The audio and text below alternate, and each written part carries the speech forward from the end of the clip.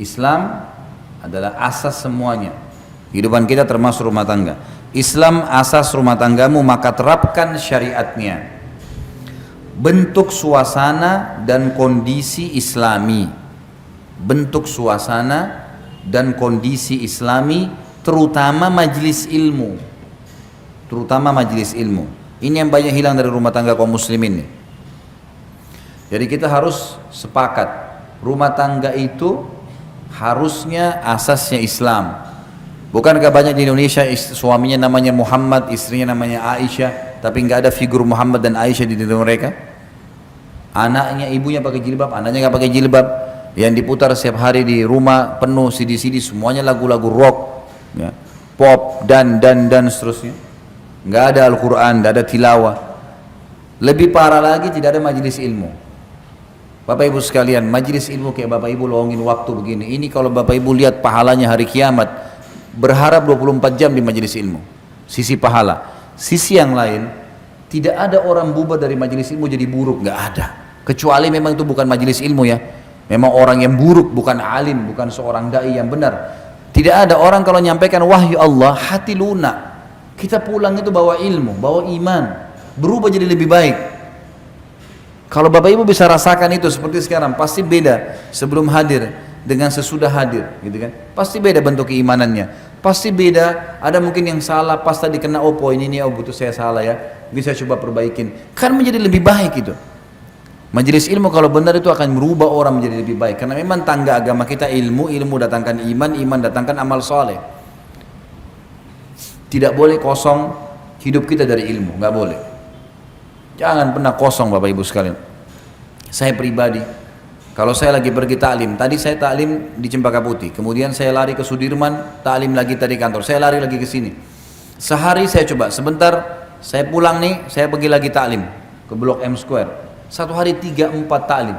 Dan saya merasa kalau satu hari satu taklim saja, saya pribadi ya, kalau saya bicara pribadi saya merasa ada jeda kosong. Kalau saya pulang ke rumah, kadang-kadang memang saya sudah memahami istri saya, waktu saya akan kasih kamu malam. Waktu siang sama dengan laki-laki mencari nafkah, bergerak, saya akan bergerak untuk agama. Kamu ridho, derajat insya Allah saya dapatkan di surga tinggi karena itu, kau juga akan ikut dengan saya di surga. Ikhlaskan urus anak-anak, ikut tahfidz Quran, kamu juga ikut majelis ilmu, dengarin ceramah, gitulah. Saya rasa kalau dari jeda ilmu ke ilmu, saya rasakan iman saya terkontrol. Kapan ada jeda sedikit, gitu kan? Misal tidak ada pengajian sehari, duduk di rumah, apa yang kita lakukan? Duduk. Apa kalau orang terbiasa nonton TV duduk dari remote ke remote, dari remote ke remote. Orang kalau lagi biasa kerja, kemudian cuti libur, apa yang dia kerjain di rumah? Gak ada, mau kerja apa ya? Nah, jeda waktu kosong, ada jeda itu membuat syaitan bisa masuk. Kalau kayak sekarang saya pakai motor, kalau biasa saya bawa mobil, dari taklim ke taklim, kalau jaraknya tidak terlalu jauh, di mobil pun saya dengar lagi ceramah saya sendiri. Saya dengarin ceramah para ulama-ulama. Di mobil jeda setengah jam, 1 jam, atau dengar tilawah Al-Quran. Karena itu mengontrol kita, mengawasin kita. Kalau kita bisa rasakan, kayak Bapak Ibu akan rasakan sebentar, sejam 2 jam kita ceramah, pasti imannya bertambah. Bayangkan kalau dari majelis ilmu ke majelis ilmu. Ini sebentar pulang, nih naik mobil, setan bisikin tuh. Sekarang tadi kan sudah pengajian, sekarang hiburan, dandut. Enggak, saya mau taklim lagi. Ceramah lagi putar, setan godain, a'udzubillahi minasyaitonirrajim. Lawan. Ilmu lagi.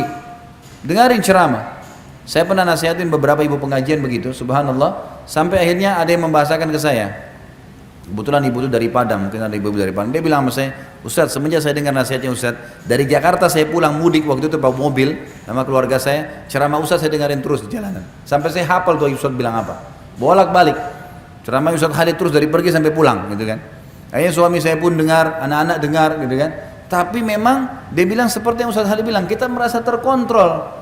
Karena dari ceramah ke ceramah, apalagi kalau yang berseri, kita terus dengarin, oh ini lagi penasaran selanjutannya apa.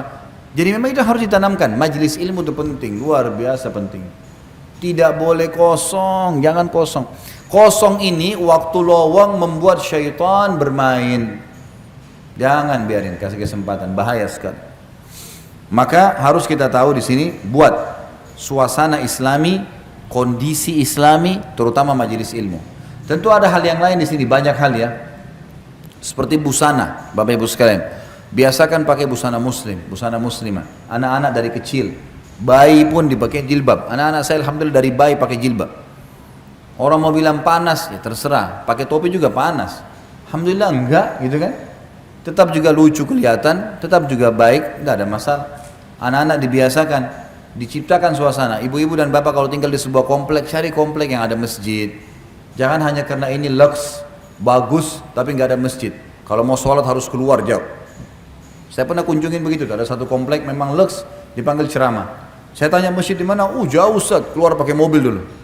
Hanya karena ini namanya harum, bagus kompleknya. Ini bukan kondisi Islami, nggak bisa. Cari yang kita kalau azan langsung bisa masjid, sholat, enak, dengar ceramah, mungkin ada orang dengar tilawah Al-Quran, banyak hal. Harus kondisi dan suasana Islami. Di rumah jauhi patung-patung, nggak boleh ada ini. Ini subhanallah saya lihat ada orang-orang saya nggak ngerti ya. Semoga Allah kasih hidayah. Buat patung di depan rumahnya, patungnya sudah jelek, gendut, pakai pentungan. Ditanya kenapa taruh patung ini, bisa bela dari pencuri. Dari mana pencuri kencingin tuh patung? Ini saya nggak ngerti ya, gimana pikirannya tuh? Jelek patungnya, bukan patung bagus, jelek. Pendek, gendut, pegang pentungan, ngusir pencuri. Emang pencuri diketawain tuh patung. Ini bodoh-bodohan sama dukun nih. Makanya dukun tuh orang tidak normal. Bukan orang normal tuh, orang tidak pintar. Jangan diikutin. Harus suasana. Dan saya sudah bilang, saya ingatkan kembali, beli buku judulnya Rumah-Rumah Tidak Dimasuki Oleh Malaikat. Ini buku penting sekali untuk dimiliki. Dalam buku itu dijelaskan ada siapa tuh malaikat, siapa tuh syaitan. Kemudian ya diikuti lagi dengan ada 30 jenis rumah yang tidak dimasuki oleh malaikat. Dan ini juga cara kita kalau mau membangun rumah, ikutin itu. Jadi jangan ikuti lagi feng shui. Itu nggak boleh, udah itu non muslim. Kayunya nggak boleh beginilah, ini nggak boleh tamannya begini, nggak boleh cahaya dari sini. Semua khurafat, nggak ada dalam Islam. Ada panduan sendiri. Baca di buku itu insya Allah kita akan dapatkan. Kurang lebih harganya 27.000, 30.000 rupiah saja.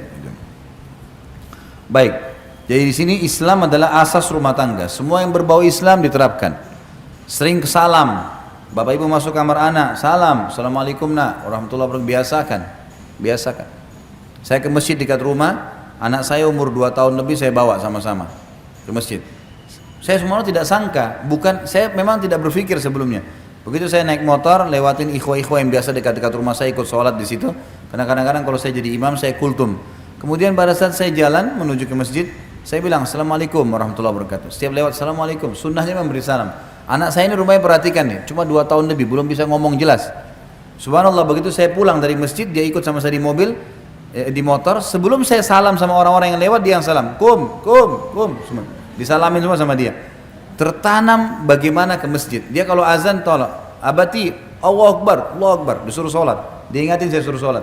Karena saya biasa bawa ke masjid. Lihat bagaimana kita ciptakan itu pada diri mereka. Tertanamkan suka ke masjid, sudah mulai salam sama orang. Kadang-kadang kalau saya mau memberi sesuatu, saya kasih ke anak-anak saya. Ini kasih ke orang itu. Dia tahu berberi, membagi, gitu kan? Bagaimana dia memberi, sedekah kita kasih. Anak-anak saya sekarang alhamdulillah setiap orang miskin, abati orang miskin tuh berhenti mobil kasih. Mereka tunjukin tuh, karena saya tertanam. Bayangkan anak-anak terdidik sampai dewasa sudah terbiasa lihat orang miskin langsung berhenti kasih. Tanamkan itu, Islam yang ditanamkan dalam pikiran mereka. Bukan malah kalau makan, udah makan nak, nggak usah kasih orang, kamu kenyang duluan dulu. Mana cara didikannya? Islam asasnya harusnya begitu.